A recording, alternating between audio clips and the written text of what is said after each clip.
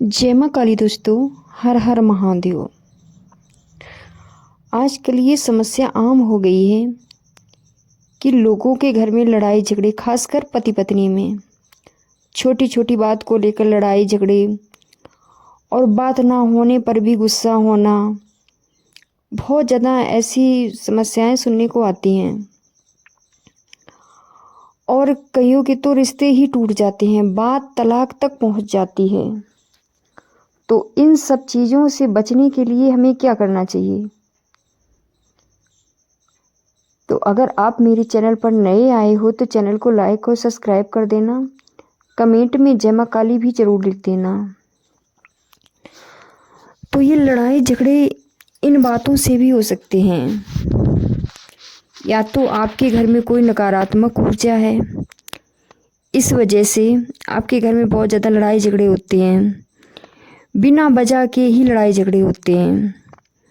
और दूसरी वजह ये है कि किसी किसी के घर में मानसिक बातों को लेकर के तनाव बना रहता है कि तुमने गिलास यहाँ रख दिया, तुम्हें यहाँ नहीं रखना चाहिए था, और वो बच्चों के पीछे तुमने ऐसा कर दिया, तुमने वैसा कर दिया, तुम्हें नहीं करना चाहिए था। तो इन चीज़ों को लेकर कई घर में लड़ाई होती है मानसिक। तो जो भाई बहन मेरी वीडियो सुन रहे हैं वो थोड़ा ध्यान दें कि ऐसा ना करके ये गिलास भाई क्यों यहाँ रख दिया, तो तुम ही उठा के रख दो, बस लड़ाई ख़त्म। और सबसे मेन कारण ये है कि जब हमारे घर के पितृ हमसे नाराज़ होते हैं और हम गलत तरीके से उनका भोग देते हैं या गलत तरीके से हमने उनका स्थान बनाया हुआ है, इस वजह से भी हमारे घर में काफ़ी लड़ाई झगड़े होते हैं। खासकर त्योहारों को देखा गया होगा, छोटी छोटी बात को लेकर अचानक लड़ाई झगड़े हो जाते हैं और घर का माहौल बहुत बुरी तरह से बिगड़ जाता है। जैसे हम पितरों को स्थान देते हैं तो स्थान देते वक्त हमने हाथ जोड़कर विनती की कि मैं ऐसा नहीं बोला कि आओ सभी पितृ यहाँ पर विराजमान हो जाओ। ऐसा बोल देने से ही बहुत बड़ी गड़बड़ आप करते हो कि सभी पितृ मतलब पूरे मोहल्ला, गांव, टोला, पड़ोस के जो भी हैं शक्तियाँ सब आकर के उस स्थान पर बैठ जाती हैं, क्योंकि आपने तो सभी पितृ बोला है। और जब हम तीज त्योहार या कभी भोग देते हैं तो भोग देने पर भी हम यही कहते हैं कि सभी पितृ आओ मेरा भोग स्वीकार करो। तो इसमें सभी पितृ आकर के आपका भोग स्वीकार करते हैं। जो आपके घर के पितृ होंगे वो आपके भले के बारे में ही सोचेंगे। जो बाहरी शक्तियां हैं वो आपके घर का माहौल ख़राब करने में रहती हैं। तो अब बात आती है कि हमें इन सब चीज़ों से कैसे बचना चाहिए। आपको अपने घर के पितरों को जब भोग देना चाहिए तो सिर्फ इतना कहना चाहिए कि आओ मेरे घर के पितृ अपना भोग स्वीकार करो। तो सिर्फ आपके घर के ही पितृ आएंगे। और अगर आपने इस तरह से अपने घर में थान दिया हुआ है सभी पितरों को, तो वो थान वहाँ से हटा कर के दोबारा प्रक्रिया से पितरों को स्थान दें। इससे आपके घर का माहौल चेंज होगा। हम अगला वीडियो बना देंगे कि पितरों को स्थान किस तरह से दिया जाता है अपने घर में।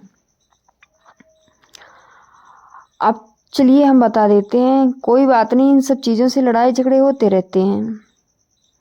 आपको सोमवार के दिन अच्छा और साफ लोटा लेना है, तांबे का हो तो चलेगा, नहीं है तो कोई बात नहीं।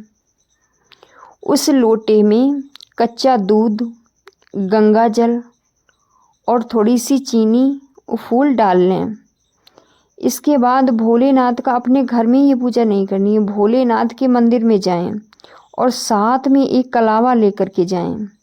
कलावा नहीं है तो सफ़ेद कच्चा सूत्र हो, धागा होना चाहिए, उसको ले जाना है साथ में।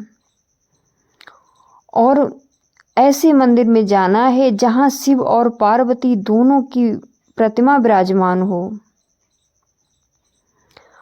शिव पार्वती के ऊपर आपको उस जल का अभिषेक करना है और उन्हें अपनी पूरी समस्या बतानी है कि हे प्रभु, हे माँ, मेरे घर में जो भी समस्या है, छोटी छोटी बात को लेकर के मेरे रिश्ते बिगड़ जाते हैं माँ। यहाँ तक बात पहुँच जाती है तलाक तक, और बहुत ज़्यादा लड़ाई झगड़े। मेरे पति जो हैं बहुत ज़्यादा क्रोध करते हैं, बहुत ज़्यादा गुस्सा करते हैं। तो इनसे हमें छुटकारा मिल जाए और मेरा जीवन बहुत हंसी खुशी से व्यतीत हो, ऐसी प्रार्थना करनी है माँ पार्वती और भोलेनाथ से। फिर आपको वो धागा लेना है।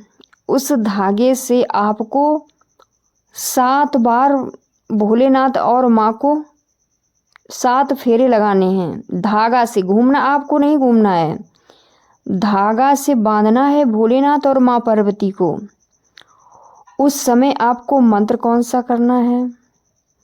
आपको मंत्र करना है ओम उमा शिवाय, ओम उमा शिवाय। आप एक एक फेरा लेंगे और मंत्र का जाप करते रहेंगे, ओम उमा शिवाय, ओम उमा शिवाय। इस तरह से आपको भोलेनाथ और माँ पार्वती को 7 फेरे धागा से बांध के आना है। ये लगातार कम से कम आपको 11 सोमवार या 21 सोमवार करना है। और अपने घर में आए, कम से कम 108 बार इस मंत्र का आपको जाप करना है, ओम उमा शिवाय, ओम उमा शिवाय।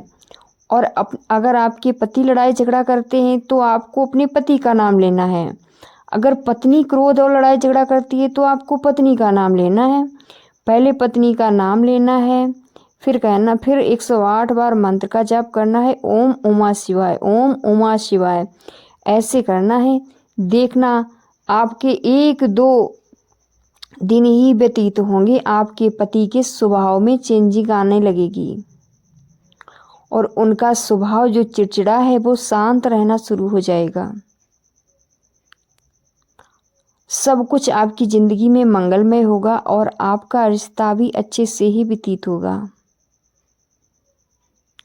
अगर आप लोगों को मेरी ये जानकारी पसंद आई हो तो कमेंट में जय माँ काली तो लिख ही सकते हो आप लोग मेरा वीडियो पूरा देखते हो, कभी लाइक और कमेंट नहीं करते हो। भाई मैं इतनी मेहनत से वीडियो बनाती हूँ, लाइक और कमेंट तो कर दिया करो। तो मिलते हैं फिर अगले वीडियो में, तब तक के लिए जय माँ काली, हर हर महादेव सभी बच्चों को।